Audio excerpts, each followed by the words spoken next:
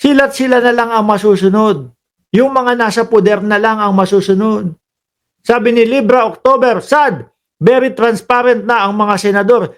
Hindi taong bayan ang pinagsisilbihan, kundi mga Duterte family lang. Eh, totoo. May kapal na ng mukha sila na ipangalandakan, mga bossing. Tayo ba? Eh, ano pakialam namin dyan sa konstitusyon na yan? Eh, ano pakialam ko kung yung shall forthwith ang nakasulat dyan? Eh, basta ako, senador, kung ano ang pagkakaintindi ko at kung ano ang gusto kong maging interpretasyon dyan sa konstitusyon na yan, yun ang masusunod. Kasi ako ang nasa poder. Yun po yung gusto nilang ipamukha sa ating mamamayang Pilipino. Kaya delikado po tayong mga simpleng mamamayan ho, mga kababayan.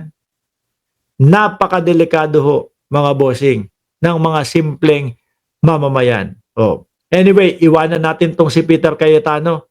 Alisin ho natin yan. At eto nga po, ang Office of the Vice President, mga kababayan. The instruction. Yan. Ano, may spokesperson na din ang Office of the Vice President, ang OVP. Mga bossing. Sa tingin nyo, sige, kailangan ko yung mga sagot nyo dito, ha? Sa tingin nyo, mga kababayan, ano ang dahilan kung bakit naglagay na din po ng spokesperson ang OVP? Sige nga. Ano ang dahilan sa tingin nyo, mga bossing? Para kaya umatake din? O hindi?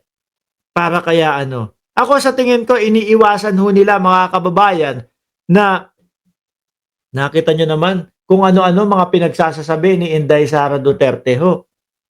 Kapag ka meron pong mga, ano tawag dito, mga press conference, puro mga nakakatakot ho yung mga sinasabi ng ating Vice Presidente. Nandyan yung patayan, nandyan yung kung ano-ano. O di ba? Nandyan yung mamumugot ng ulo. Nandyan yung huhukay ng libingan at itatapon sa West Philippine Sea. Tingin ko, isa sa dahilan ho, kaya sila naglagay ng, ano tawag dito, spokesperson, para hindi na po ang Vice Presidente ang magsasalita. Lagi pong sablay. At ang mga kababayan nga natin, minsan, napapaisip na, ano ba to Mesaltec? Bakit ganun yung mga sinasabi? Parang wala sa wisyo yung kanyang mga sinasabi. Yun ang tingin ko na iniiwasan po nila, mga kababayan. No? Kasi attack dog, para maging attack dog, yung spokesperson nila, malabo na din Bakit to? Tingnan nyo, pakinggan nyo kung ano ang sinabi ni Attorney Claire Castro. The instructions are, number one, I am not an attack dog. Hindi siya attack dog. Hindi attack dog. Alam naman ho natin. Bakit, Attorney Claire, na hindi attack dog? Definitely. VP Sara doesn't need anymore an attack dog. Hindi niya na po kailangan ng isang attack dog. So, you know what I mean? Hindi. Totoo naman mga kababayan. Di ba? Rekta nga. Biruin mo nga yung mga sinasabi ng Vice Presidente, rektahan, papatay. Rektahan. Pag may nangyari sa akin, may kausap na ako. Para patayin si Bongbong Marcos, patayin si First Lady Lisa Marcos, patayin si Martin Romualdez. Di po ba, mga bossing? Yun, mismong siya na umaatake Rektahan pa. Walang habas, walang takot. Paano pa kailangan? Kailangan kung kukuha ng attack dog ang Vice Presidente, dapat mas malala sa kanya.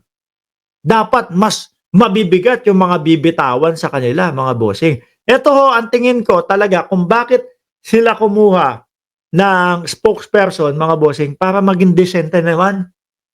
Ano po? Para maging decente naman yung pagkakadeliver nung mga gustong ipadeliver ng Vice Presidente.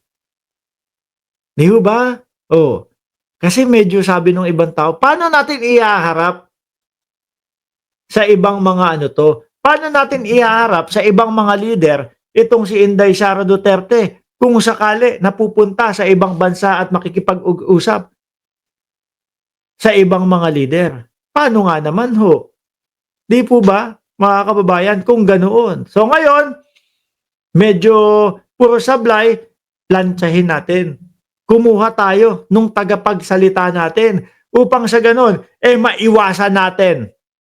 No? Maiwasan natin yung mga sinasabing hindi maganda ng Vice Presidente.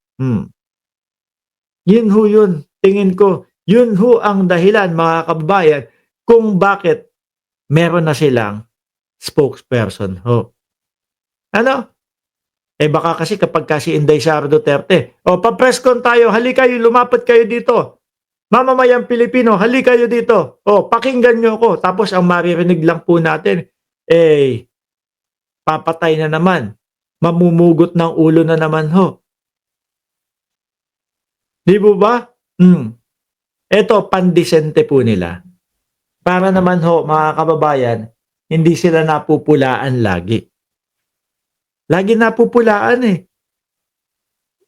Sabi ni Neng Gigi, lahat nung kumuha ng spokesperson, una sa Malacanang, then sa Senado at sa Congress, ngayon sa OBP naman.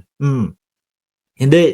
Ako, nung simula pa lang ho, napapansin ko sa kanila, mga bossing, sabi ko una, nasa kaya yung mga ano nila?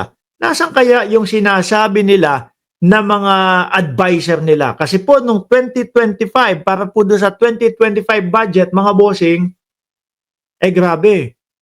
Yung advisor ho, mga kababayan, di ba lumobo ng 2 billion yun? Yung advisor ho, 100 million na. Sabi ko, bakit hindi kaya natin nakikita na may advisor ang Vice Presidente? Dahil kung ano-ano po yung sinasabi na hindi naman po dapat marinig ng sambayanang Pilipino. Di po ba? So at least ito, may pandisente na po silang pangharap po. No? Biruin nyo ho, mga kababayan. Sila Attorney Claire Castro, kung napapansin nyo, sila Attorney Princess, no? Abante. Kung napapansin nyo ho, mga kababayan, alam nyo yung mga sinasabi nila may kurot may hapdi Pero hindi mo mariringgan na bobo. Hindi mo mariringgan na magsasabi ng gano'n na rektahan. Hindi mo mariringgan na merong pupugutin na ulo. Sa Vice Presidente, walang kontrol. Yung mga hindi dapat humarinig ng ating mga kababayan, yun. Kaya ito ang dahilan kung bakit meron silang spokesperson na din po. Para naman makasabay. Makasabay ng pagiging disente. Sabi ni Alexander the Great, bakit hindi pa nai-impeach yan? Puro paglulustay na lang ng pera ng taong bayan ang ginagawa. Hindi ko din huwala, no? Tanong natin kay Chis Escudero. Sabi ni Arturo Villesa, patunay lang yan na dami nilang pera kaya kumuha pa ng gagastusan. Sabi ni Arturo Villesa. Yung Makati, magkatugma din sa malanding nanay at tatay